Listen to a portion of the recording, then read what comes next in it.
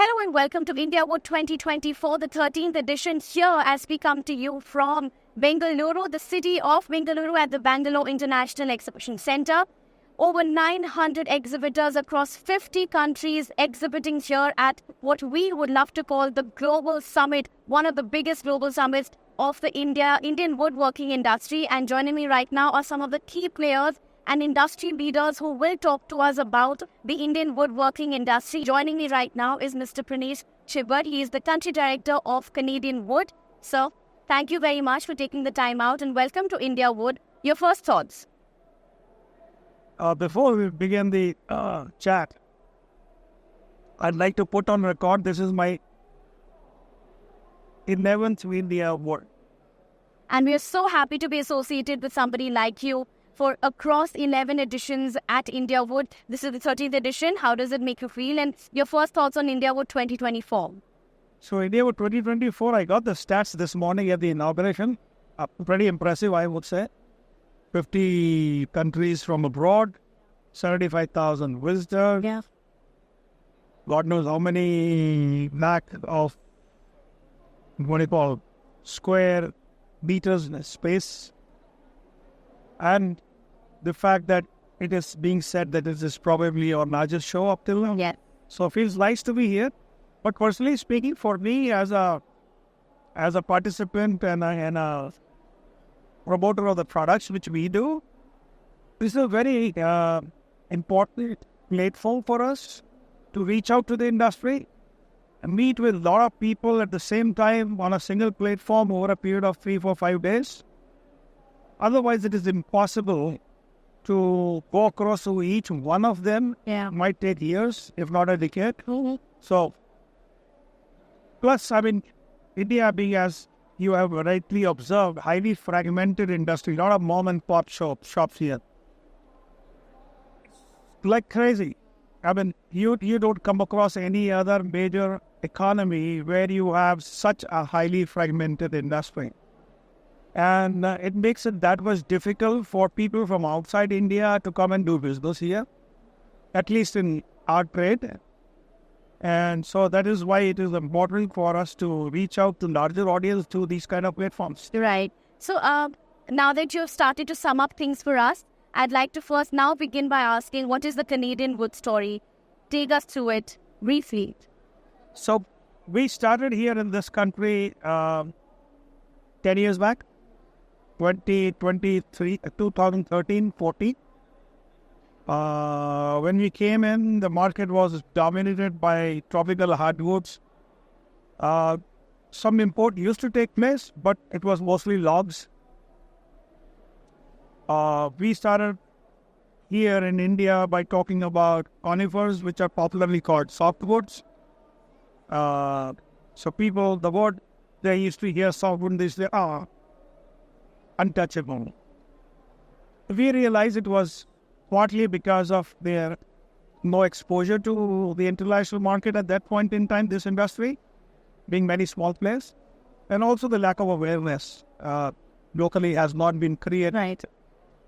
And the other part was that people never, ever thought in terms that they will ever buy ready-to-use lumber, which is sawn timber from abroad. They will import and use because being a highly fragmented industry, coming back to it again, every 300, 500 kilometers, the size would change. It's impossible to cater to all these sizes by customizing. Right. So world over, there are standard sizes. So we started on a twin journey of educating the market about softwoods first, then about our species, and then educating them about lumber, which is the sawn timber ready to use, what are the advantages, why they should use it. And slowly and gradually, we became a part of the success story that softwood, which was around 18% then, is now more than 50% import into India. Lumber, sawn timber again was less than 9%, less than 10%, around 9%, which is again now almost 50%. So the softwood story is linked to the Canadian wood story. Our success lies that we made it possible for the others in the softwood industry to latch on to our bandwagon and help in the growth of the softwood in the Indian market. Why am not being modest about it? Because when we started doing this, nobody was sparing time, effort, and expense on educating the market. They would just go to the end customers, find somebody, and push the wood to them. So we went the other way around. We said we'll create a pull for the softwood species and our species in particular, and then have the customers walking across to us. Make them understand and realize the benefits of working with the lumber, which was pre-seasoned, pre-sized, pre-graded. So this was an advantage we passed on to the furniture manufacturers, who really liked this idea because they were wasting a ton of their time upon receiving wood every time in their yard by pulling out some of the best people from their working onto sorting of the wood. Right. So, I mean, if I can just come in there and then ask you that Canadian Wood actually speaks about promoting sustainability, and and sustainability is, I mean, for the lack of a better word, for a lot of people, they think it's just a buzzword. I personally believe that it's not just a buzzword. It's something serious and people need to talk about this. So, in your opinion, how is Canadian Wood really working towards this, working towards sustainability and sustainable products? If you can elaborate on that. So, we have a slogan called "Wood is Forever." Wood is forever.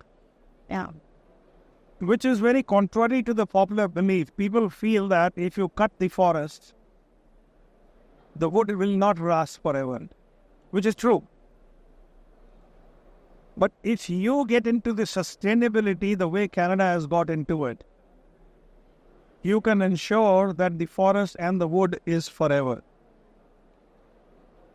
To just give you a small perspective as to why I'm making this statement. The forest cover in Canada today is same as it was when the European settlers first came into North America, which is centuries ago. At that time, there was no lumber, no logs. Few of the native people used to cut some trees, make a hut for themselves, or make a canoe. Right? Today, we are the largest lumber exporting company in the world, softwood lumber exporting country in the world. And being this largest lumber exporting country in the world, people outside would perceive that we are losing forest cover. No, on the contrary, we have had zero deforestation in over 40 years now. So that speaks a lot for the kind of sustainable practices we have.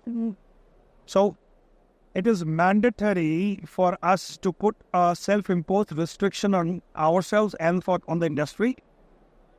We do not harvest more than 0.35% of our harvestable forest annually.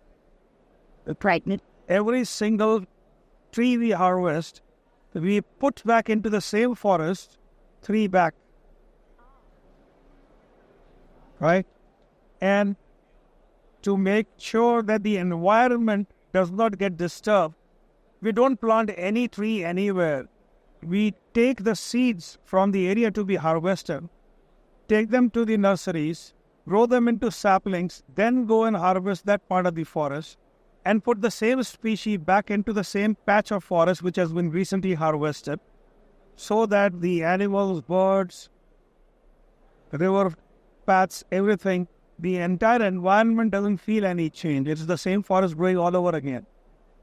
So that is definitely some efforts towards giving back. What we're taking from the environment, you're also making those efforts to give back. And that is exactly what sustainability is, or at least the start of sustainability. Brings me to my next question, the pandemic of 2020. Extremely challenging year for the entire world, for countries across globally.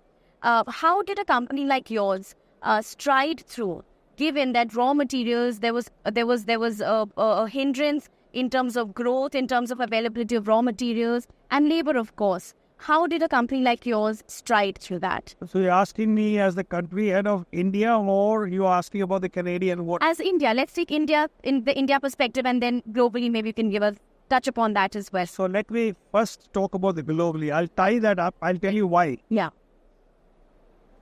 During the pandemic, the Canadian forest products or wood industry, as we call it, made record sales and record profits during the pandemic. You will have to tell us. So, somehow US had not built in over a decade. And it was a kind of something simmering till then.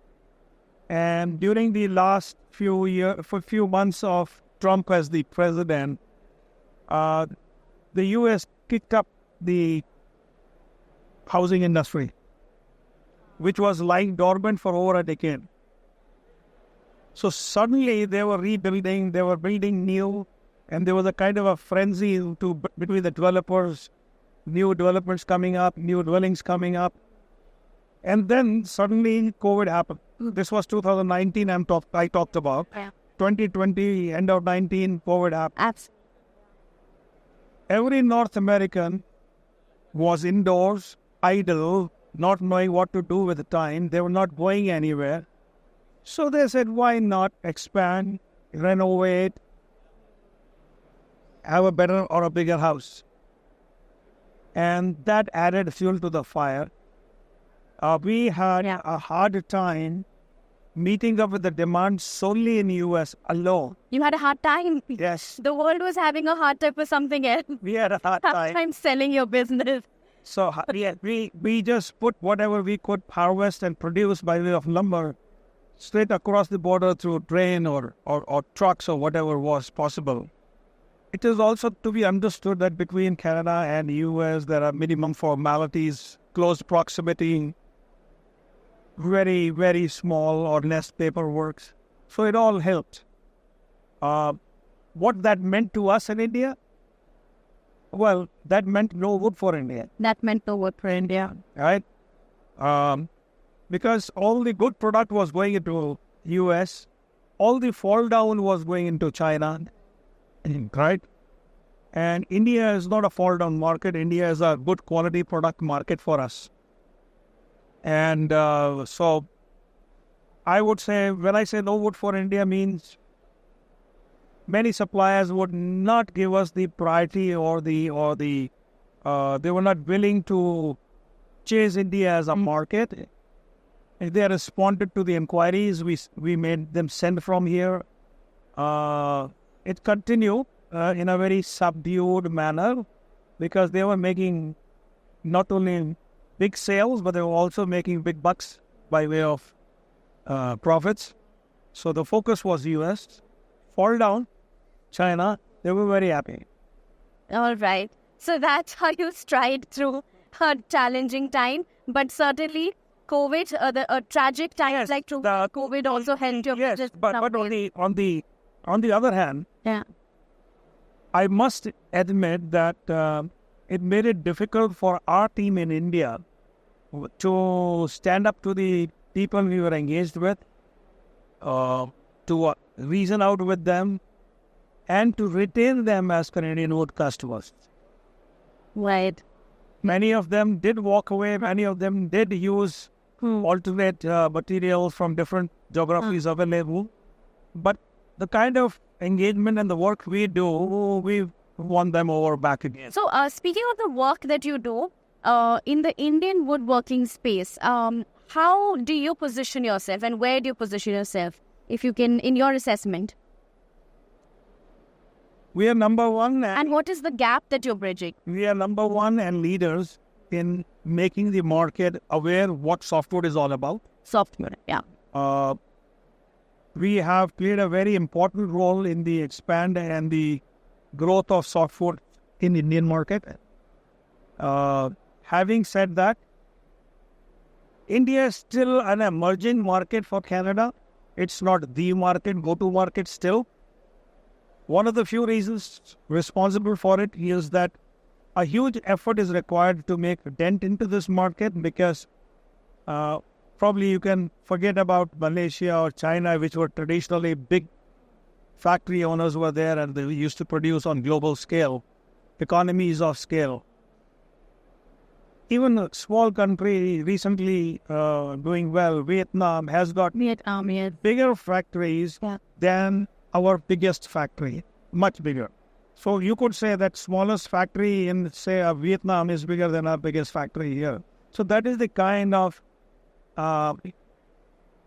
fragmentation in the industry we have. The other challenge was and is still to a large extent that our wood industry has been almost 50% has been in the unorganized sector. Great. So we are challenging the unorganized sector to become more organized, helping them grow. We are also helping grow the people from, or rather migrate from hardwoods to softwoods. Yeah. So these are the few of the things which we want to do. In your assessment, what are some of the factors that are driving the growth in the Indian woodworking industry, in the India perspective? Yeah, so the growth has primarily come from the conifers imported to India. You'll be surprised that a large part of the import which takes place in India today, almost 60% is softwood. Okay. Why it has grown from 18% to 60%? One, it is easy to work with. It is available both as logs and lumber. So many of the organized people in the manufacturing sector, they prefer lumber, which was not the case with the hardwoods. Availability was practically no. It also helped the softwoods to grow because urbanization and nuclear families' growth made sure that people were not looking for furniture which will last from one generation to another or for generations. When I was growing up, people used to point out this cupboard or almirah is from your grandfather's time, or this sofa or is from my mother's father's time, and people used to talk like that. Not anymore. I would say that today, young couple would like to upgrade in 5 years. Yeah. And not only they would like to upgrade in 5 years because the level of income has gone up, but because trends also change. Right. So when upwardly mobile young couple is buying furniture, they are buying it for 5 years. And then they change because the trends change. Trends change. And Instagram algorithm also keeps changing to keep up with it. And the look has already changed from dark, heavy furniture to easily movable and lighter and fairer furniture. Right. In a market like India, where there are so many small local players and manufacturers and shops on an everyday basis, how do you navigate a company like Canadian Wood? How do you navigate a market like this? And with that, I'll have a last couple of questions. I know we're at India Wood and you have so much to do, just a last couple of questions. No worries. It's difficult. It is difficult for us, very difficult for anybody in this market to reach out to all those people in this highly fragmented industry. More so because almost 50% is still in our unorganized sector. And we also are a very lean and a mean outfit, not fat. We are very young, smart team, very, very agile, and a very small team. So that makes it more difficult for us to reach out to so many people. Right.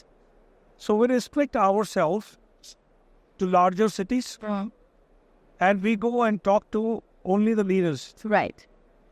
So water never goes from bottom up; it always falls down from top. So people low down the hierarchy in the manufacturing sector, they look up to the peer. If Canadian is good for him, it is good for me. So that's how we do it. All right. A platform like INDIAWOOD 2024, how does this benefit industry leaders like yourself?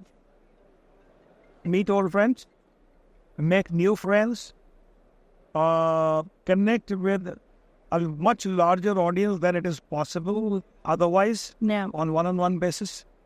So I guess, and also it also gets us to show the possibilities through our exhibits to the prospective buyers and our target audience.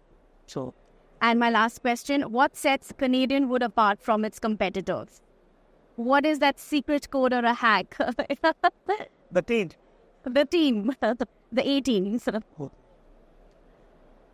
So, I mean, any organization is as good as the people they have. Yeah. And I'm fortunate to work with a very talented and a brilliant team. We have consciously tried to build a team which is very sound technically and also is having a good flair for the commercial. So it's a very nice techno-commercial team we have. Yeah. I come a long way from the industry, more than 25, 30 years now, almost 30 years, 35 years. I know majority and most of the big companies and people who've been there in the industry for a long time. So I can open doors. My team can go in and do the needful. Right. So, and now almost, it's an autopilot. I just go to reinforce relationships. Rest of the work is done by the team. And my final question is, when it comes to INDIAWOOD again, a message for the team that painstakingly puts this up, round the year, puts in the effort to put this up, a message for the team. INDIAWOOD team? For the INDIAWOOD team, looking into the camera. They're doing a good job. Very impressed by the statistics rattled this morning by your country head. And it's always very heartening to note the kind of crowd that comes in as visitors. You are pulling the right kind of people in, and I think keep it up. That's about all. Maybe in your lounge have better food. Thank you so much, Mr. Chhibber, for your time. And as someone who has also newly been introduced to Canadian Wood, I am glad that I've been introduced to something like this because I am deeply passionate about companies that have sustainability at its core. And I'm very glad that Canadian Wood is sticking to that promise and keeping it at its very core of its business. Thank you so much. Thanks a lot. Thank you.